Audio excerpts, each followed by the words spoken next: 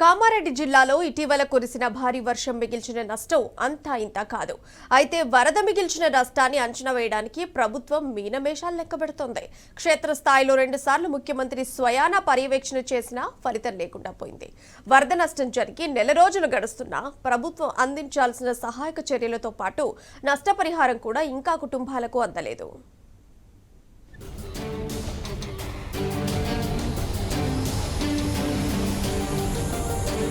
కామారెడ్డి జిల్లాలో కురిసిన భారీ వర్షాలకు పంటలు, ఇళ్లు, రోడ్లు, చెరువు కట్టలు దెబ్బతిన్నాయి. అయితే వాటి అంచనాలు త్వరగా తయారు చేయాలని సాక్షాత్తు సీఎం రేవంత్ రెడ్డి ఆదేశించిన అధికారుల్లో చలనం లేదు. ఇంకా ప్రతిపాదనలు తయారు చేస్తూనే ఉన్నారు. కలెక్టర్ మరోసారి ప్రతిపాదనలు తయారు చేయాలని ఆదేశాలు జారీ చేసినప్పటికీ పూర్తి చేస్తారో లేదో అనుమానాలు వ్యక్తమవుతున్నాయి. వేలాది ఎకరాల్లో పంట నష్టం సంభవించింది.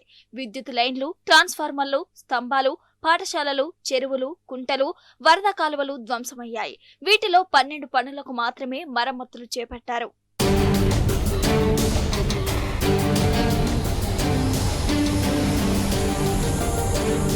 విద్యుత్ శాఖకు సంబంధించి 38 గ్రామాల్లో 864 విద్యుత్ స్తంభాలు, 51.84 కిలోమీటర్ల విద్యుత్ లైన్లు, 589 ట్రాన్స్ఫార్మర్లు ధ్వంసమైనట్లు అధికారులు ప్రాథమికంగా అంచనా వేశారు. ఇందులో 314 విద్యుత్ స్తంభాలు, 18.84 కిలోమీటర్ల విద్యుత్ లైన్లు, 154 ట్రాన్స్ఫార్మర్లను పునరుద్ధరించినట్టుగా తెలుస్తోంది. అలాగే జిల్లాలో R&B శాఖకు సంబంధించి 116 రోడ్లు ధ్వంసం కాగా వాటిని తాత్కాలికంగా మరమ్మతులు చేపట్టారు. పంచాయతీరాజ్ శాఖకు సంబంధించి 122 రోడ్లు ధ్వంసం కాగా వాటిలో 42 రోడ్లను పునరుద్ధరించినట్టుగా తెలుస్తోంది. అలాగే 848 హ్యాబిటేషన్లలో 339 పైప్ లైన్లు ధ్వంసం కాగా 47 పైప్ లైన్లకు తాత్కాలిక మరమ్మతులు చేపట్టినట్టుగా తెలుస్తోంది.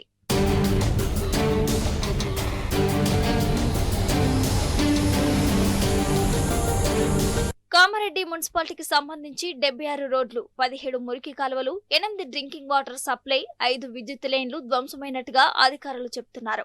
వ్యవసాయ శాఖకు సంబంధించి 334 గ్రామాల్లో 37,292 మంది రైతులకు సుమారుగా 50,500 ఎకరాల్లో పంట నష్టం జరిగినట్టుగా అంచనా వేశారు. జిల్లాలో ఇప్పటి వరకు రాష్ట్ర విపత్తు ద్వారా 10.60 కోట్లు, SREGS ద్వారా 11.4 కోట్లు, ఇతర శాఖల ద్వారా 28.32 కోట్లు ప్రాథమిక అంచనా తయారు చేశారు.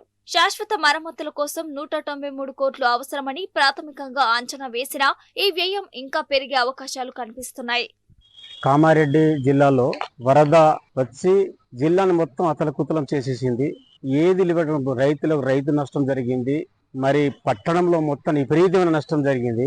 నామినల్గా ఒక ఇంటికి సంబంధించింది 11,500 చెప్పారు, కానీ అది ఎంతవరకు వచ్చింది కూడా కొంతమంది వరకు వచ్చింది, అందరికీ రాలేకపోయింది.